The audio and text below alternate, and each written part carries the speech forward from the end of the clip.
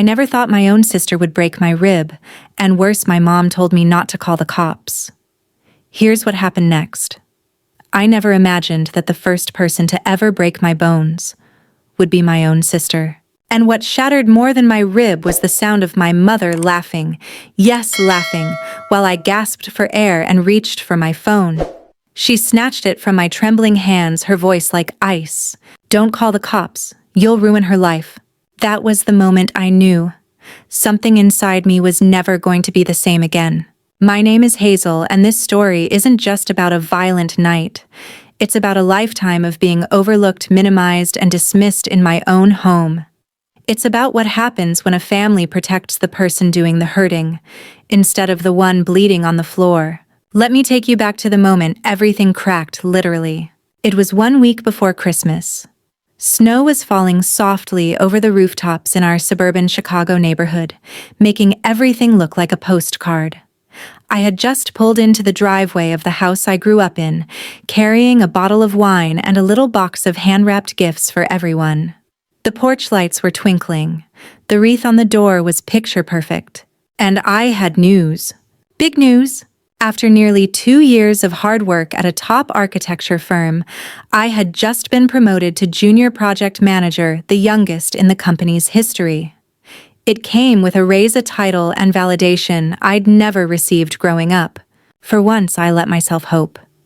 Maybe this would be the time they'd look at me and see something more than just Hazel. The quiet, reliable one. The invisible middle child. I stepped into the house and was hit with the scent of rosemary and roasted turkey. My father was seated in his favorite leather chair reading over some work documents. He barely glanced up. "There's my working girl," he muttered, like it was some nickname he couldn't remember giving. "No hug, no how was your week, just business as usual." He nodded upstairs. "Your sister and mom are picking out something for her job interview." A job interview. That was news. Ashley hadn't worked in months. The last time she held down anything longer than 3 weeks was, well, I couldn't remember. But before I could process that, I was ambushed. Ashley stomped down the stairs like a storm in jeans and a green sweater. Her eyes slightly glassy even though it was just 4 p.m. locked onto mine. "Look who finally decided to show up," she sneered. I checked my watch. I was 20 minutes early. "Merry Christmas to you too," I said, forcing a smile. "I heard you've got a job interview. That's great." Then came Pamela, my mother, all perfume and pageant posture, gliding in with a tray of appetizers and a breathy, dramatic voice. "We have something to celebrate tonight," she trilled. "Ashley just got accepted into the graduate business program at Northwestern, full scholarship." Dad stood and clapped her on the back. "That's my girl. I always knew you'd find your path." Just like that, the spotlight shifted. My moment, my promotion, my news vanished like breath in the cold. I didn't say anything. I just nodded and smiled. Years of practice had made me very good at disappearing. But that night I wouldn't vanish. That night, something inside me said no more. If you asked my parents to describe our family growing up, they'd probably say we were tight-knit. But what they really meant was, Ashley shined, Tyler got spoiled, and I didn't cause trouble. We lived in a quiet cul-de-sac outside Chicago. Nice lawn, good schools, perfectly ironed Christmas cards every year. On paper, we were picture perfect. Inside, I was just the name written between Ashley and Tyler on the family calendar. Ashley, 2 years older, was the golden child from the minute she took her first step on a soccer field. She could juggle a ball by the time she was 4. By middle school, her name was in the paper. MVP, top scorer. Full ride offers came in early. Every family dinner, every conversation, every fridge magnet, it was all Ashley. Dad, an insurance executive, would reschedule client meetings to make her games. I once overheard him tell a coworker, "Raising a winner, it's the best investment I've made." My debate championships he never attended once. Then there was Tyler, the baby. The one who just needed more attention because he was still figuring himself out. Mom made his lunch until he was 16. When he skipped class, she called the school and blamed it on stress. And me. I was Hazel, The dependable one. She's so mature, Dad would say. Hazel's the type who doesn't need hand-holding. Except, I did. I needed someone to see me, to listen, to notice when I was quietly drowning. I remember in 5th grade, I won a regional writing competition. It was the first time something of mine was going to be published in the local newspaper. I was so proud. I printed a copy and left it on the dining table, hoping someone would mention it. Ashley found it first. She tore it in half right down the center and stuffed it in the trash. When I told Mom, she didn't even look up from folding napkins. Sweetheart, you know Ashley's been under a lot of pressure with playoffs. Maybe you shouldn't leave things out to flaunt. Flaunt. That word stuck. Every time Ashley lashed out, broke something, hurt someone, somehow it was always my fault. I borrowed her markers once. She shoved me hard enough to bruise my ribs when we were kids. Mom said, "You should have asked. Ashley takes her art seriously." In high school, Ashley spilled cranberry juice all over my white prom dress. Well, Mom said maybe don't hang it outside your closet if you're worried about accidents. It never stopped. But I learned to work around it. I poured myself into school. Art, architecture, things Ashley didn't care about. Straight A's, National Merit Recognition Portfolio scholarships. I was accepted to a top design school on full ride. The day my acceptance letter came, Ashley had a bad game. She'd missed a penalty kick that cost her team a title. Dinner that night was about how tough it must be for Ashley. My letter stayed unopened until the next morning. Sometimes I used to wonder if I was adopted. How could the same parents who cheered for Ashley at every turn barely blink when I won awards, graduated early, built a life? But deep down I knew the truth. In this family, I was the background.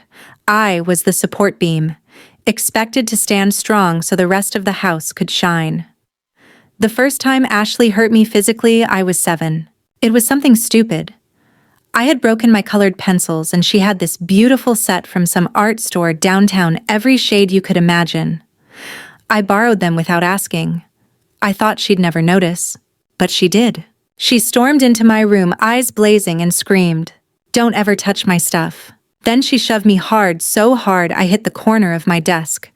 The breath whooshed out of my lungs.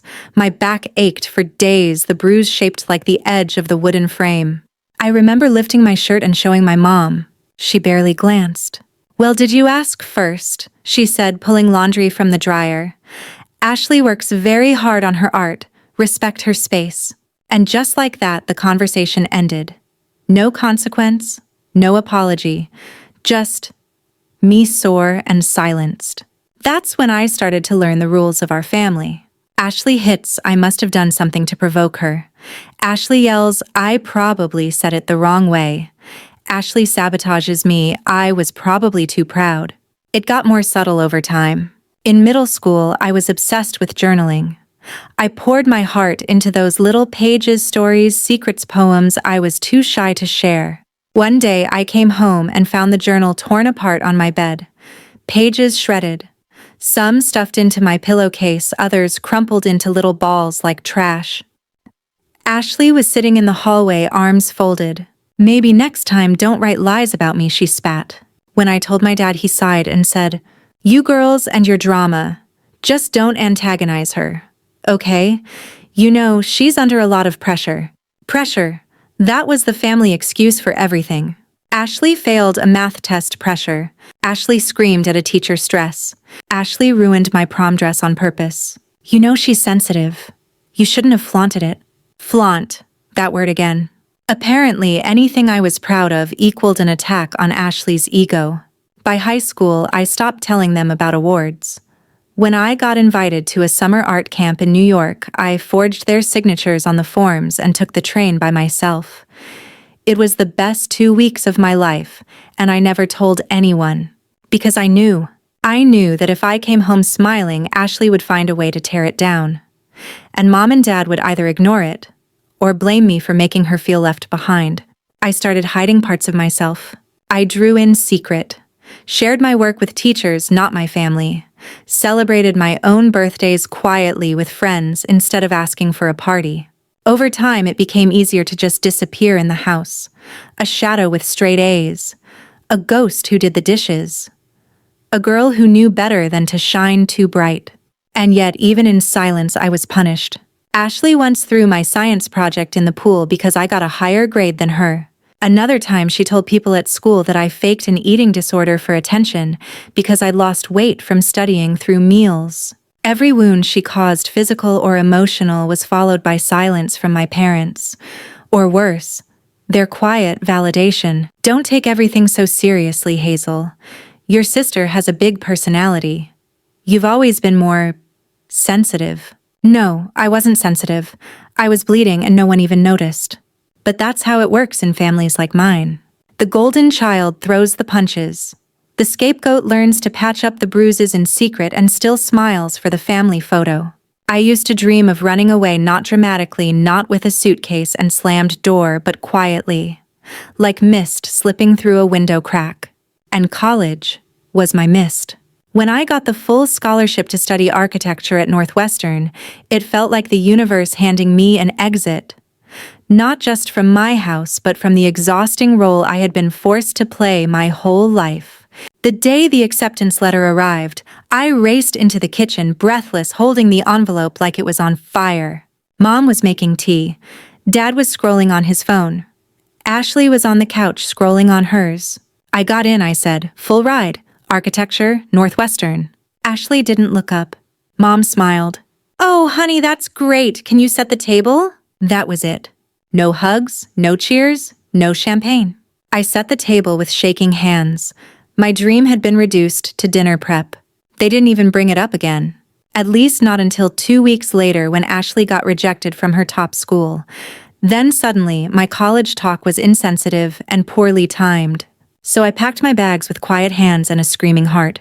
I moved into a small dorm in Evanston, 3 hours from home, but a lifetime away emotionally. For the first time, no one knew me as the scapegoat, the invisible girl, the quiet sister. I was just Hazel. And that was enough. That first semester changed me. I met Kylie during our Design Foundations class. She had a half-shaved head, mismatched socks, and a laugh that filled every corner of a room. She became my roommate, my chosen sister, my anchor. I also met Jacob, a civil engineering major with dark eyes and a quiet soul. He was kind in a way that felt foreign. He noticed things, like how I flinched when people raised their voice, or how I said sorry too often. You don't have to apologize for existing, he once told me. Just be. And for the first time, I started to believe maybe I was worth existing for. My professors encouraged my designs. My peers respected my work. I was no longer Ashley's shadow. I was sunlight spreading into spaces I didn't even know were mine. But even in my newfound freedom, I kept one tradition alive: Sunday dinners. I'd drive back to the suburbs once a week, sit at the old oak table, pretend things were okay. Why? Because I still believed that maybe if I just tried hard enough, smiled wide enough, succeeded big enough, they'd finally see me. Even if it meant shrinking a little again. Even if I had to dull the edges of who I was becoming to fit their idea of who I had always been. Hazel always makes it work, Dad would say. She's the easy one, Mom would nod. But they never asked what it cost me to keep being easy. What they saw as steadiness was actually survival. Even when I graduated with honors. Even when I landed my dream job at a top architecture firm in Chicago. Even when I moved in with Kylie just 25 minutes from home. They didn't ask for a tour of my apartment. Never asked about the office. Not once did they say, "We're proud of you." But I kept showing up. Because somewhere deep inside me, the little girl with the torn journal still wanted to be noticed. Still wanted her mom to hug her and say, "Hazel, I'm so proud of who you've become." Still wanted her dad to come to one event, just one, and sit in the front row clapping. But mostly, I wanted to believe that love didn't have to be earned through wounds. That maybe someday being myself would be enough for them. I didn't know it then, but the breaking point was coming. And this time, it wouldn't be silent. It was a Sunday like any other. Or at least, it was supposed to be. December had wrapped the neighborhood in a quiet hush, snow blanketing lawns, lights blinking in windows. Christmas was a week away. The air had that mix of cinnamon cold and old family tension. I parked in the driveway like I always did. Same routine. Bottle of wine in one hand, gift bag in the other. But inside, I was buzzing. That morning, my manager had called to confirm. Hazel, we're promoting you to junior project manager. First time we've given the title to someone under 30. I had worked so hard for this.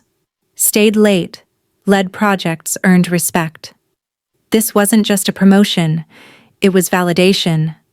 It was proof that all the pain, the silence, the shrinking I'd done to survive in my family hadn't broken me.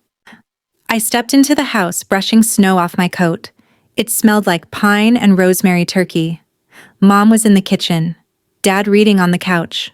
There's our working girl, he mumbled, eyes still glued to his paper. That was always his line.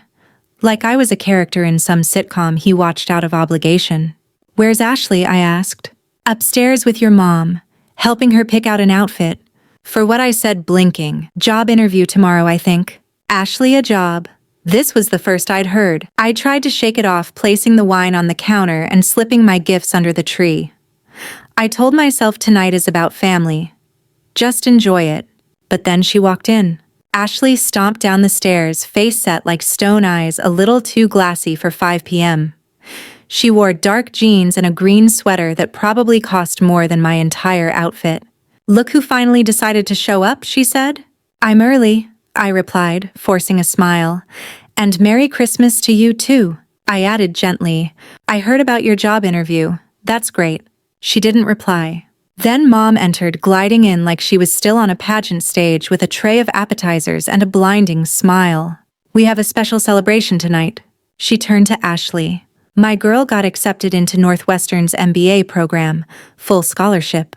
Dad stood and clapped her on the shoulder. Knew you'd get there, Ash. Just needed time. And just like that, my promotion didn't matter. My voice gone. My moment buried under a lie I didn't even know was coming. Because yes, I knew it was a lie. Ashley had flunked out of 2 colleges. She hadn't held a job longer than 6 months. The closest she'd gotten to a business plan was helping a friend open a failed Etsy store. I swallowed the lump in my throat and said, Congratulations! When did you apply? Her eyes narrowed. Not everyone has to announce everything they do, Hazel. Mom jumped in with a laugh. Let's have champagne before dinner. This is a huge moment. 4 glasses? Expensive bottle? Toasts? Applause? To Ashley, Dad said, Late bloomers often bloom the brightest. That stung more than I admitted. I had been blooming quietly, steadily for years, but they never toasted me, never even raised a glass when I got my scholarship, my job, my apartment. Still, I clinked glasses. I smiled. Through dinner, it was all Ashley. Her new life. Her fresh start. Plans for apartments, internships, connections. No one asked about my work. No one noticed I hadn't shared my own news. Until dessert.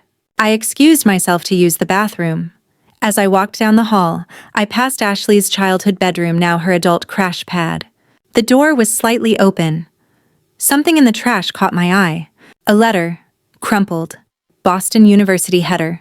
I know I shouldn't have looked. But I did. It wasn't an acceptance letter. It was a rejection. Citing incomplete materials and academic concerns. Dated 2 weeks ago. My heart dropped. I stood frozen, letter in hand. Shocked not by the lie, but by how easily my parents had accepted it. Celebrated it. Toasted it.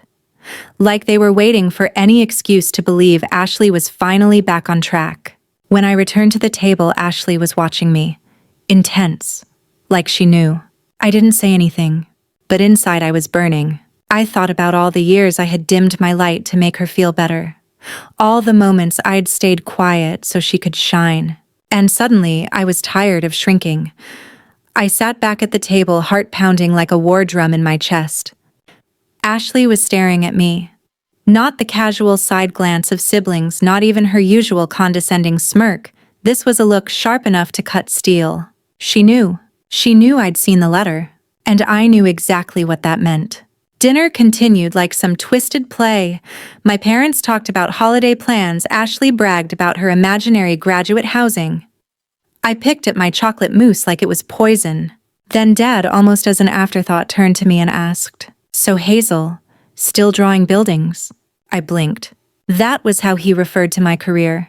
Still drawing buildings. Before I could respond, Ashley leaned back, poured herself a third glass of champagne, and smirked. Probably just the same old boring stuff. Hazel loves routines. Nothing exciting ever happens with her. And that was it. Something inside me snapped. Years of swallowing words, dimming my light, smoothing over her cruelty, it all crystallized into a single steady breath. Actually, I said, placing my fork down gently, I was promoted this week. Junior project manager, the youngest in the firm's history. Silence. The kind of silence that should have been followed by applause, hugs, a toast. At the very least, a smile. Instead, Mom muttered, "Well, that's nice, dear. More moose anyone?" Ashley's eyes darkened. "God, Hazel? You always have to one-up everyone, don't you? Can't let someone else have the spotlight for 5 seconds." Ashley language. Mom scolded, but there was no weight behind her words. I took a breath. I just thought, since we were sharing good news, I'd... The difference, Ashley interrupted, her voice rising, is that my news matters. Your little job promotion is just more of your same perfect Hazel act. And that was the moment I chose truth over comfort. "Is it really good news though, Ashley?" I said calmly. "Because I saw the letter in your trash." The room fell dead silent. Dad's fork clattered against his plate. Mom's smile froze like porcelain. Ashley's face twisted. "You went through my stuff," she snapped, voice sharp as broken glass. "No, I walked by your room. The door was open. The letter was sticking out of the trash." "That's none of your business," she barked. "Neither is lying to our parents about something that didn't happen." Ashley stood so fast her chair fell back, hitting the floor with a loud thud. "You just can't stand it, can you? That they were finally proud of me for once, instead of St. Hazel." "I don't care about pride," I said, rising slowly to meet her eye. "I care about honesty." "Why lie?" She lunged. Not metaphorically, not emotionally, physically. She shoved the table forward, glasses toppling, wine spilling like blood across the tablecloth. She came at me with fire in her eyes, grabbing my shoulders, shoving me backward toward the cabinet. "Ashley, stop," I gasped. My father stood up, too late, too casual. "Girls, that's enough." But Ashley wasn't finished. She swung. Wild. Her fist connected with my arm, pain blooming instantly. "You think you're so much better than me, always have?" "Ashley, please," I begged. "I didn't mean to embarrass you. I just wanted the truth." My mother hovered nearby, frozen, muttering, "The neighbors. Please, they'll hear." And that's when Ashley saw it. The brass horse statue on the mantel. A heavy, polished piece. A 20th anniversary gift from Dad to Mom. We'd never been allowed to touch it. She picked it up. Everything went silent. I saw her arm draw back. The way her body twisted. The rage in her eyes. "Ashley, no." The impact came like thunder, right into my ribs. The sound, a crack, was something I felt in my teeth. A bolt of white-hot pain shot through my entire side. I crumpled to the floor, breathless, choking. And still no one moved. My mother gasped. My father muttered something under his breath. But no one ran to me. Ashley stood over me, the statue still in her hand, chest heaving. "That's what you get," she hissed. And I lay there, gasping, bleeding, and utterly alone on a floor I used to play on as a child. I couldn't breathe. Not in the "I'm overwhelmed" kind of way. I mean, physically could. Not breathe. The pain in my side wasn't just sharp. It was screaming. It was white-hot, like someone had set my ribcage on fire from the inside. I curled onto the living room floor, my hands clutching my side. I could barely inhale without black spots dancing in my vision. I tried to say something, anything, but all I could manage was a wheezing gasp. Blood. I felt something warm spreading beneath my fingertips. When I lifted my hand, my fingers were smeared with red. Internal bleeding. I knew it before anyone said a word. Before any doctor confirmed it. And yet... "Hazel, come on," my mother said, crouching down but never actually touching me. "You're being dramatic. It's probably just bruised." My father stood above us, arms crossed, the brass horse now resting harmlessly back on the coffee table, as if putting it down somehow erased what had just happened. She just got worked up. It happens, he said, like I had tripped during a school play instead of being attacked by my sister with a weapon. You don't understand, I whispered. It's bad. I need to go to the hospital. My chest throbbed as I tried to shift positions. I couldn't sit up. Couldn't get air. The pain wrapped around my back like a belt tightening with every breath. You're not calling anyone, Mom said suddenly. I looked up. She had my phone. Give it back, I croaked. Absolutely not. You want to ruin your sister's life because of this. She's finally making progress. A charge like this would destroy her. She hit me. With a statue, I rasped. I think she broke a rib. Mom laughed. Actually laughed. Not because it was funny, but because it was easier to laugh than to accept the truth. It's just a rib, she said coldly. You'll heal. But Ashley can't afford a setback right now. My vision blurred not from pain this time, but from something far worse. Betrayal. Because this wasn't new. This was the final form of everything I'd experienced growing up. Every time they told me to be quiet, to forgive, to take the high road, to not make a fuss. Now I was lying in a puddle of my own blood and they were still choosing Ashley. Still pretending I was the problem. What about me? I said, voice trembling. What about my future? What if my lung is punctured? Dad rolled his eyes.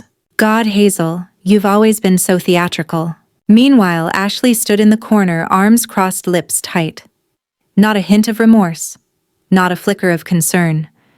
She looked almost satisfied. And that was it. That was the moment something inside me stopped breaking and started hardening. If they weren't going to protect me now at my most vulnerable, they never had. I rolled slowly to my side, gritting my teeth through the agony. My fingers searched the floor, found the edge of the couch, and I began to pull myself up. Every movement felt like knives in my lungs, but I did it anyway. Give me my phone, I demanded, breathless but firm. Not until you calm down, Mom said, slipping it into her coat pocket. You're not thinking clearly. No, Mom, I snapped. For once, I'm thinking perfectly clearly. I was assaulted. By your daughter. In front of both of you. Dad stepped forward, trying to lower his voice like that made it better. Lower your tone. The neighbors will hear. There it was again. Not. Are you okay? Not. Let's get help. Just what will the neighbors think? You care more about your image than your own kid bleeding on your carpet, I hissed. No one denied it. I staggered toward the foyer, grabbing my coat with shaking hands. Raising my arms to slide it on sent a fresh bolt of pain through my ribcage. I almost collapsed. No one helped. Where do you think you're going? Dad barked. Hospital, I gasped. This is ridiculous, Mom huffed. You're going to embarrass this family over nothing. Over nothing. She called this nothing. Ashley's voice floated behind me, low and sharp. Drama queen. I didn't look back. Didn't say goodbye. Just opened the door, stepped into the freezing night air and let it burn my lungs like truth. If no one inside that house would fight for me, then I would fight for myself. Even if I had to do it broken, I had no idea how I made it to my car. Each step down the porch felt like my ribcage was trying to collapse in on itself. The freezing December air sliced through my coat and bit into my skin, but the pain in my chest made me numb to everything else. My breath came in short, shallow gasps. Every movement was agony. Turning the key in the ignition sent lightning through my side. Just buckling the seatbelt had me in tears. But I had no choice. No one was coming to help. My family had made that painfully clear. I drove to the ER with one hand on the wheel and the other clutching my side.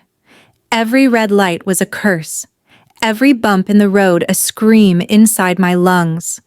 I don't remember much of the drive, just white lines and headlights and the taste of blood in my mouth from biting my cheek to stay conscious. When I pulled into the hospital parking lot, I almost passed out putting the car in park. The walk inside was slow. My coat was soaked in sweat despite the cold. People stared. A security guard offered me a wheelchair after I collapsed against the wall near check-in. Are you okay? He asked. I think my rib is broken, I managed. That got their attention. I was rushed through triage ahead of the crowded waiting room. A nurse with kind eyes, her name was Jessica, helped me out of my coat. Her hands were gentle as she unzipped it and saw the bruising already spreading across my side. "What happened?" she asked. I paused. For a split second, I almost said what I'd been trained to say my whole life. It was an accident. I fell. I was clumsy. But I was done lying. "My sister hit me," I whispered, "with a metal statue." Jessica didn't flinch. She just nodded. "We see a lot of these, especially around the holidays." A doctor named Wilson came in serious but kind. After an X-ray and some gentle poking that made me scream into my elbow, he confirmed it. Broken rib, possibly two. Minor internal bruising. No puncture to the lungs, but it was close. He handed me a prescription for pain meds and a list of instructions. "You'll need rest, no lifting, no driving for at least 24 hours. I sat there in a hospital gown clutching paperwork with shaking hands and realized I had no phone. No one to call. No ride home. No family who cared. Jessica noticed. "Anyone we can contact for you." I looked at her, and for the first time that night the tears came. Big, ugly sobs. I couldn't breathe, not from the injury, but from the grief rising like floodwater inside me.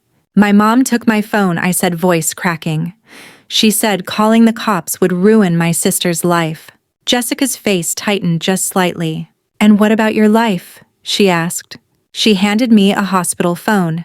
My fingers fumbled over the numbers, but muscle memory took over. "Kylie." She answered on the second ring. "Hazel. Where are you?" "I've been calling you for hours." "Hospital," I choked out. "What? I'm on my way." 10 minutes. Stay right there." She arrived in 20, hair still wet from the shower jacket, half-zipped, panic in her eyes. "What the hell happened?" she whispered as she hugged me carefully. And I told her. Everything. The rejection letter. The fight. The statue. The blood. "They did nothing?" she asked, incredulous. "They just watched." "They took her side," I said, hollow, as always. She drove me back to her apartment and helped me into her guest room, her voice fierce, her hands gentle. "You're staying here until you heal. No arguments. They don't deserve to know where you are." That night, lying in a bed that wasn't mine but felt safer than home ever did, I stared at the ceiling and asked myself the question I'd never dared before. If your own family is the one that breaks you, are they really still your family? The first message came the next morning.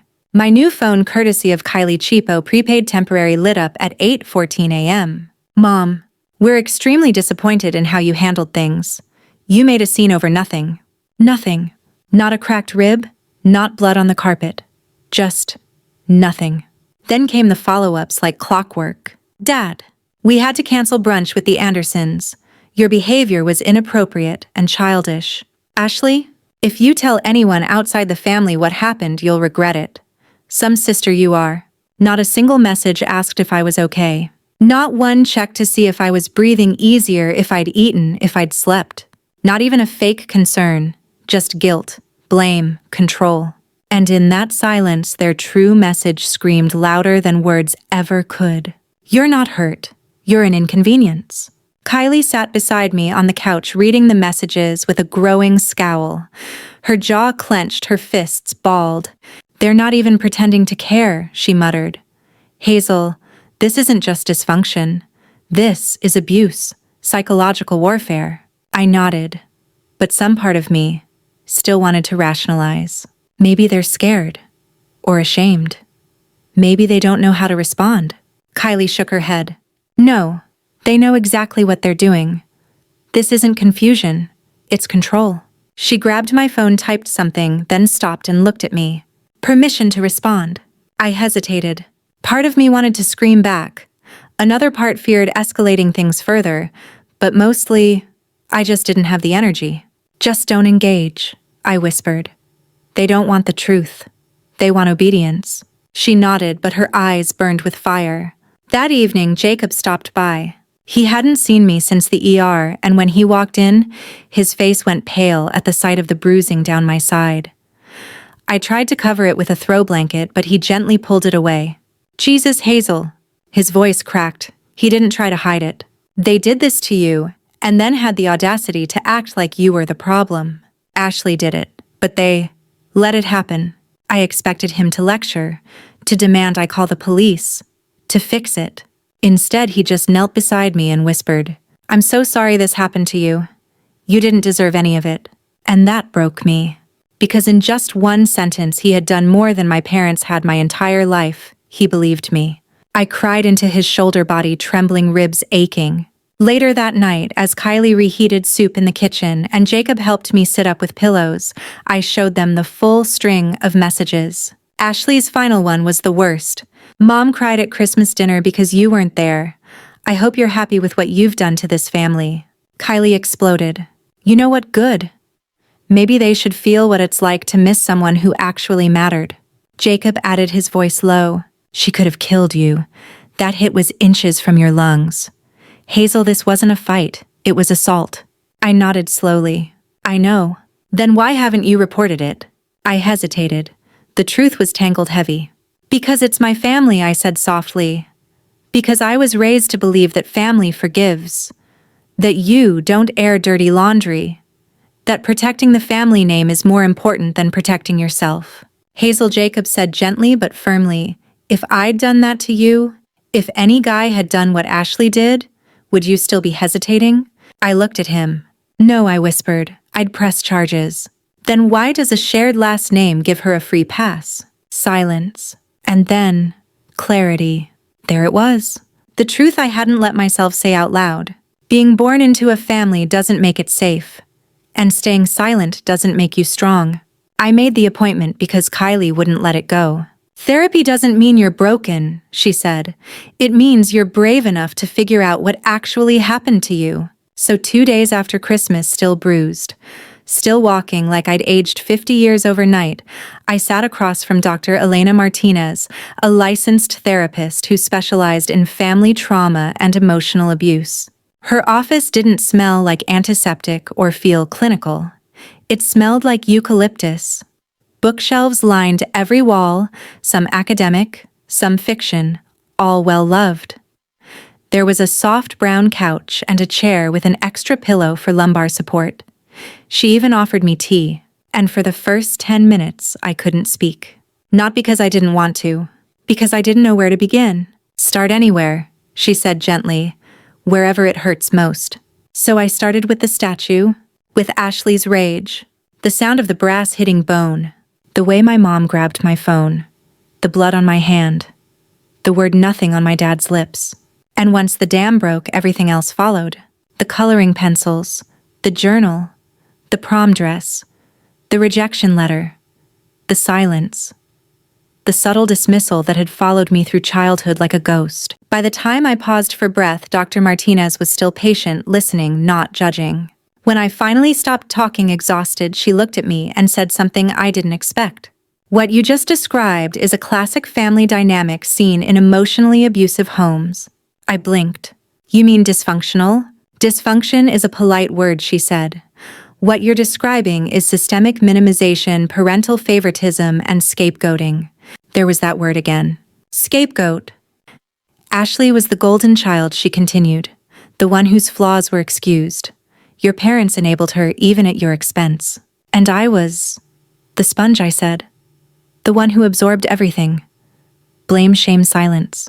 She nodded slowly. "In families like yours, these roles get fixed.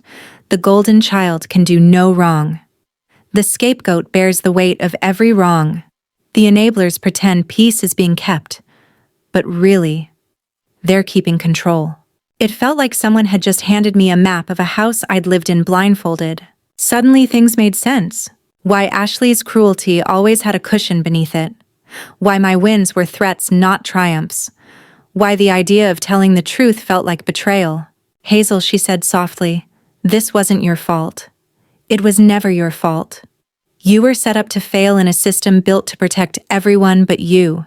The tears I hadn't let fall in front of my family spilled freely now.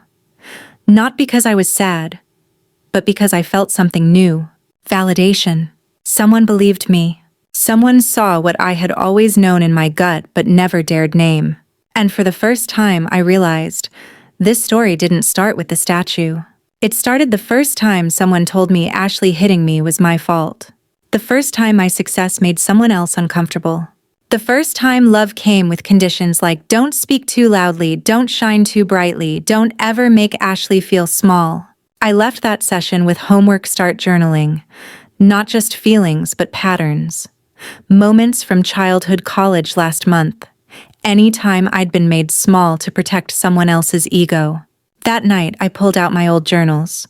Flipping through pages, I saw it all written there in ink and pencil and quiet resignation. April 15, 2006, Ashley threw my science project in the pool. Mom said I shouldn't brag. November 22nd, 2011, Ashley got drunk on Thanksgiving and called me pretentious for talking about my college apps.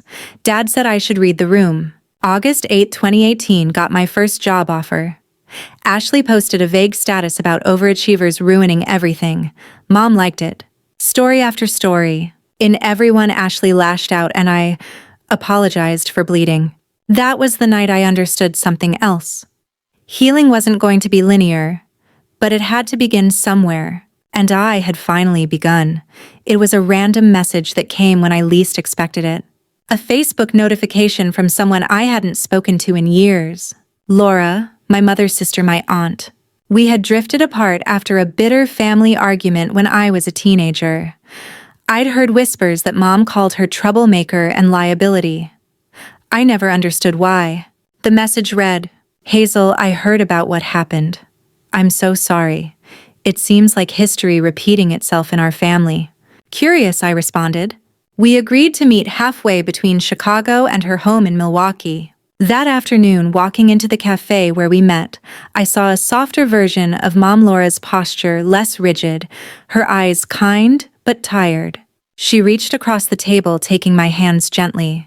"Your mom and I haven't spoken in 15 years.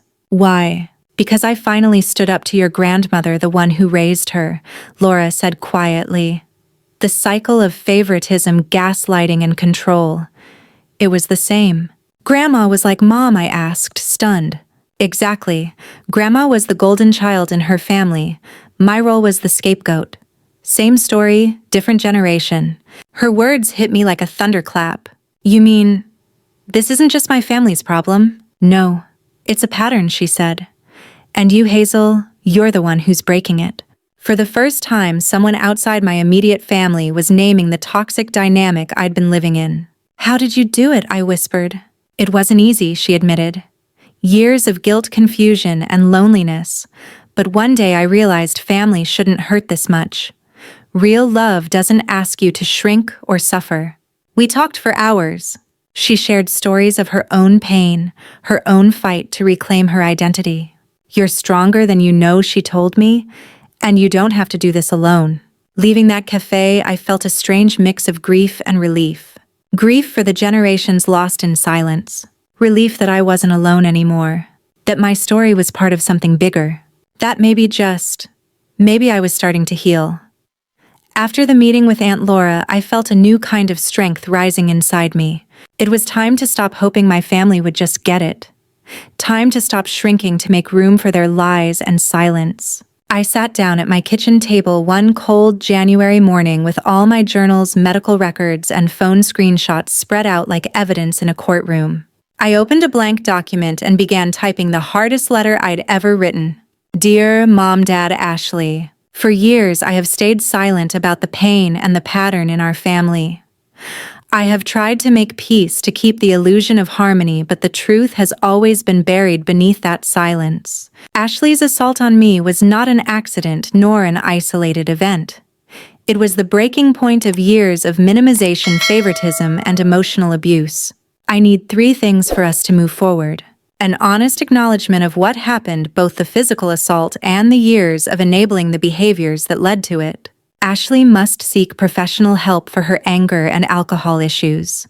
This is not a demand. It is a condition for any future relationship.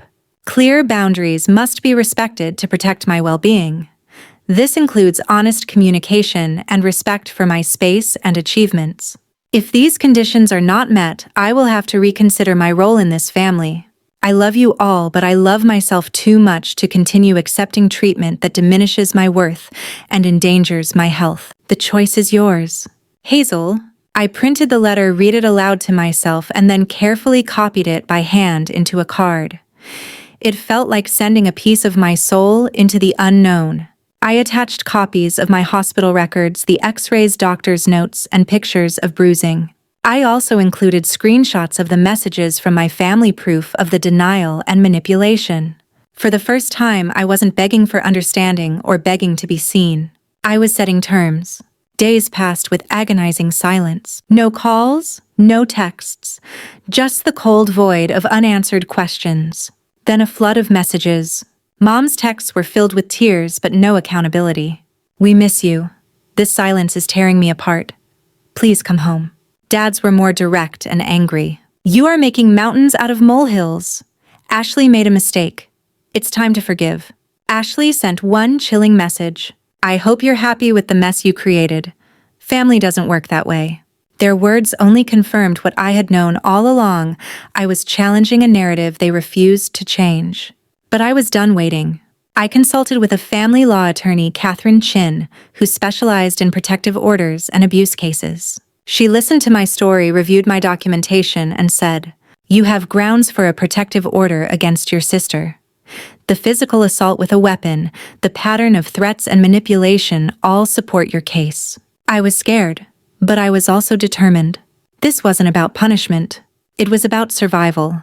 And so, with my heart pounding and my hands steady, I prepared to face the hardest battle of my life, not just against Ashley, but against the family that had always protected her.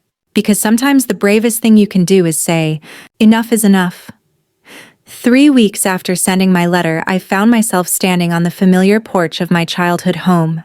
But this time, I was not the same girl who had slipped away on snowy nights. I was prepared. Kylie had driven me there and parked in front of the house, ready to come back for me if needed. In my tote bag, I carried everything: medical records, screenshots, the letter, and a small digital recorder. I would be documenting every word. Mom opened the door before I could ring the bell. "You're late," she said, voice sharp. I smiled politely. "I'm right on time." She led me inside. The house felt cold. No holiday warmth this time. In the living room, Dad sat stiffly, reading, glasses perched on his nose. Ashley sat center sofa, arms crossed like a shield. No hugs, no smiles, just cold, unreadable faces. "Before we start," I said, standing tall, "I'm recording this conversation. If you continue, that means you consent." Dad raised an eyebrow. "Is that necessary? This is a private family matter." "Yes," I said firmly, "it is necessary." Ashley rolled her eyes, the ever-present drama queen. I took a deep breath. "I asked for this meeting to give you the chance to hear me directly." I read my letter aloud, voice steady but filled with emotion. "Ashley assaulted me, broke my rib. And this wasn't an accident." Mom interjected quickly. "You provoked her by snooping through her things." "I didn't snoop," I corrected. "I saw a letter in the trash." "Even if you had," she said, "does that justify breaking someone's rib?" Dad removed his glasses. "Families have conflicts that get out of hand. The important thing is to move on." "That's why I'm here," I said. "To be clear about what normal can include going forward." I pulled out my hospital records, x-rays showing blunt force trauma, not a fall. "You went to the hospital?" Mom looked genuinely surprised. "I thought you were seeking attention." Ashley spoke for the first time. "What do you want money to pay hospital bills?" "Fine. I'll pay if it'll shut you up. I want acknowledgement. I want Ashley to get help. And I want boundaries respected." Mom made a dismissive noise. "Next, you'll want a formal apology ceremony." "A sincere apology would be appropriate," I said. Dad leaned forward. "Hazel, every family has issues. You've always been sensitive." "Ashley has challenges, yes, but she's working on them." "What challenges?" "Lying, drinking, violence," Mom snapped. "We didn't raise you to speak to us like this." "You raised me to accept mistreatment as normal," I shot back. Ashley stood abruptly. "You're jealous. Always trying to make me look bad. You had every advantage," I said, "and yet you chose this path." Dad quickly moved between us. "Enough, Ashley. Sit down." He turned to me. "What do you hope to accomplish?" I took a breath. 3 things. Acknowledgement, treatment for Ashley, and boundaries. Mom's voice rose. "It was just one incident." "It's a lifetime of incidents," I said. Ashley interrupted. Do what you say or you abandon us.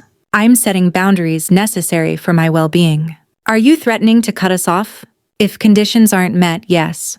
The room erupted. You wouldn't dare, Mom gasped. After everything we did, blood is thicker than water, Dad warned. I smiled sadly. Actually, the saying means the opposite. Bonds we choose are stronger. Don't lecture me. If you refuse change, I will protect myself by maintaining distance. I gathered my things. I'm still open to reconciliation if things change. Mom replied coldly. We never thought a daughter would betray us like this. I'm not betraying anyone, I said. I'm refusing to be a victim. Ashley called after me. Don't hold your breath. I walked out, a strange mix of grief and freedom in my chest. Kylie was waiting. I nodded when she asked if I was ready to go home. That day I faced my family and drew the line. And I knew some things would never be the same. That evening, with Kylie and Jacob by my side, I made the call that would change everything. I filed a police report. The responding officer was professional and compassionate, asking detailed questions and taking photographs of my still healing injury. Family violence cases are always complicated, he said quietly. But assault is assault no matter who commits it. Signing the statement was harder than I expected. I knew this decision would shake the fragile foundation of my family, that my parents might cut me off completely, that relatives might believe the twisted stories Ashley and they would spin to paint me as the villain. But despite the fear, I felt a shift inside me, a weight lifting. For the first time, I was standing up, not just against Ashley or my parents, but against a toxic legacy that had defined our family for generations. Breaking the cycle. The legal consequences were less severe than Ashley or I had feared. With my willingness to accept a plea agreement, she was sentenced to 100 hours of community service and mandatory anger management classes. No jail time. No permanent criminal record. But a clear line had been drawn.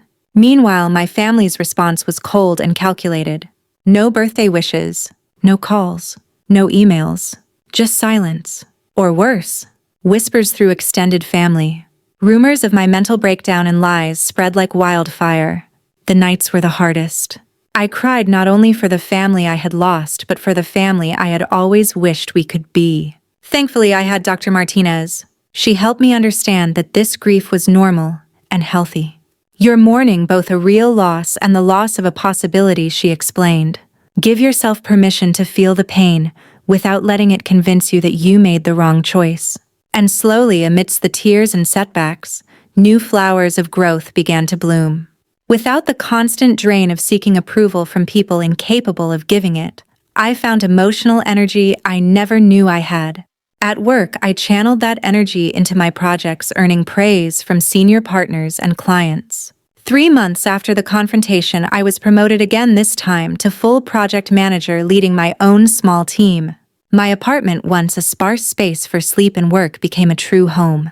I painted walls in colors that made me happy, displayed art that spoke to me, filled bookshelves with books my mother would have dismissed as too intellectual. Most importantly, my relationships deepened and expanded. Kylie remained my steadfast supporter, but I rekindled old friendships and made new ones. I began saying yes to invitations I would once have declined for family obligations. Jacob and I grew closer through those difficult months, building a partnership of equals based on respect and genuine care. Aunt Laura became a regular presence in my life, visiting monthly and calling weekly. Through her, I connected with cousins I had barely known, family branches my parents had kept me apart from. Your mother and grandmother perpetuated the same patterns, Laura said, but you and I are breaking that chain. One unexpected gift was a support group she recommended for adult survivors of family abuse. Twice a month, I sat in a circle with men and women whose stories echoed my own. Some had survived worse physical violence, others psychological manipulation so subtle it took decades to recognize. All understood the unique pain of being hurt by those who should have provided safety. Family abuse disrupts our fundamental understanding of love and trust, the facilitator said. Recognizing it is the first step to reclaiming your right to healthy relationships. Through these connections, I began building my chosen family, people bound by love and respect, rather than blood. Ashley completed her court-mandated anger management, In May, her counselor reached out asking if I would participate in a mediated conversation. After careful thought and discussion with Dr. Martinez, I agreed. We met at a neutral location with Ashley's therapist and a trained mediator. I brought Jacob for support, though he waited outside. Ashley looked different, thinner, calmer, clearer eyes. "Thank you for coming," she said, the first words she'd spoken to me since that night. The conversation was difficult, but productive. Ashley took full responsibility, acknowledged her pattern of behavior, and expressed genuine remorse. "I was jealous of you," she admitted. "I took it out on you. I'm truly sorry." I didn't offer immediate forgiveness or promises. Those had to be earned, but I did express appreciation for her honesty and effort. "I hope this is the beginning of a healthier path," I said. My parents never joined. I heard through relatives they claimed I was mentally ill and lying. It stung, but it no longer controlled me. By midsummer, I had a new perspective on family healing and my worth. I understood that standing up for yourself is not selfish or dramatic, it's brave and necessary. That forgiveness doesn't mean forgetting or being vulnerable again. That love does not demand denial of your own experience. My broken rib healed stronger. And so did I. The mediated conversation with Ashley was the hardest and most healing moment of my life. She looked different, calmer, more present than I had ever seen. For the first time, she spoke with honesty and remorse. "I was jealous of you," she said quietly. "You had everything I wanted: confidence, purpose, love. Instead of facing my pain, I took it out on you." I listened. I didn't offer immediate forgiveness, because healing is not a switch to flip. It's a journey. But I thanked her for owning her actions and making an effort to change. We agreed that rebuilding trust would take time, consistency, and respect. But my parents, they remained steadfast in their refusal to acknowledge wrongdoing. I heard whispers from relatives that I had lost my mind or was trying to tear the family apart. Their denial was a cold shadow over any chance of reconciliation. So I made a choice. I chose peace over pain. I chose self-love over forced forgiveness. I chose boundaries over brokenness. I no longer wait by the door of a family that won't open it with respect and accountability. Instead, I live fully in the present, surrounded by people who value me for who I am, not for what I provide or how I fit their narrative. I have learned family is not defined by blood. It is defined by love, respect, and mutual care. If you see yourself in my story, know this: you are not alone. Your feelings are valid. Your right to safety and respect is non-negotiable. Sometimes the bravest thing we can do is set boundaries, even if that means letting go of those who should have protected us first. Thank you for listening. I hope my journey gives you courage to stand up for yourself and choose healing. Standing here today, looking back on everything I've been through, I realize how far I've come. The broken rib has healed, but more importantly, my spirit has healed too. For years, I lived in the shadow of a family that protected the abuser and dismissed the victim.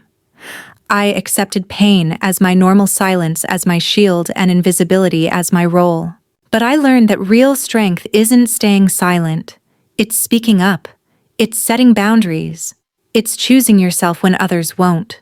I don't know what the future holds for my relationship with my birth family. The door remains open, just a crack for them to walk through with honesty and respect. But I no longer wait there hoping for validation that may never come. Instead, I surround myself with people who lift me up, cherish me for who I am, and respect my worth. I learned that family isn't always the people you're born to. Family is the people who choose to love you without conditions. If you're watching this and see yourself in my story, know you are not alone. Your feelings matter. Your safety matters. And your right to live with dignity and respect is sacred. Sometimes the hardest thing we can do is to break free from toxic ties and choose healing instead. But that choice is the start of real freedom. Thank you for listening to my story. If it resonated with you, please like, subscribe, and share. And remember, your voice matters. Your story matters. And you deserve better.